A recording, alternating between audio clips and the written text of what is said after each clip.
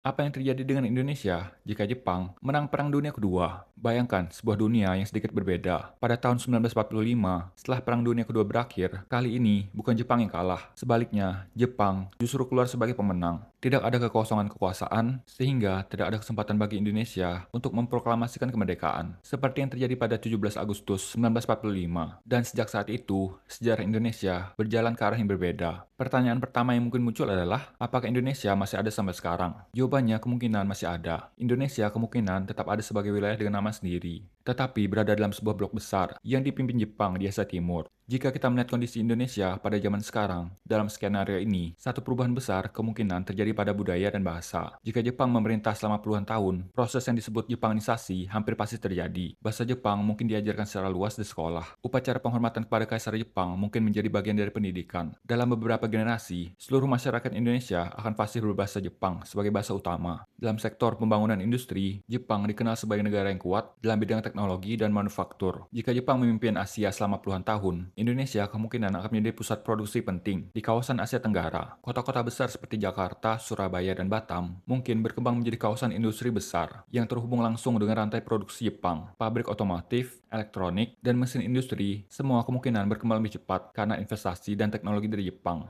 Perubahan lain mungkin terlihat pada infrastruktur. Jepang terkenal dengan sistem transportasi yang efisien. Dalam skenario ini, bukan tidak mungkin jika Indonesia sekarang memiliki lebih banyak jalur kereta cepat, pelabuhan yang sangat efisien, dan kawasan industri yang terhubung dengan jaringan logistik besar di Asia. Beberapa kota mungkin terlihat jauh lebih tertata karena pengaruh sistem perencanaan Jepang. Di bidang pendidikan dan budaya kerja, perubahan juga bisa cukup besar. Budaya disiplin dan ketepatan waktu yang terkenal di Jepang kemungkinan akan menjadi bagian dari sistem pendidikan. Tidak ada lagi istilah jam karet, dan korupsi akan berkurang drastis. Sekolah mungkin menekankan kedisiplinan, kerjasama tim, dan tanggung jawab kolektif. Dalam jangka panjang, hal ini bisa membentuk masyarakat untuk memiliki standar kerja yang sangat tinggi dan akan menjadi fondasi kemajuan ekonomi. Tak lupa kemungkinan tidak akan ada mata uang rupiah. Kita mungkin akan menggunakan yen sebagai alat pembayaran. Namun tentu saja tidak semua hal akan menjadi sempurna. Salah satu kekurangan terbesar adalah kedaulatan politik yang tidak sepenuhnya bebas. Indonesia mungkin tidak akan memiliki sistem pemerintahan sendiri. Keputusan tetap berada di tangan Jepang. Kebebasan politik juga mungkin lebih terbatas. Dalam sistem yang lebih terpusat, kritik terhadap pemerintah mungkin tidak bisa lebih bebas, walaupun sekarang juga tidak terlalu bebas.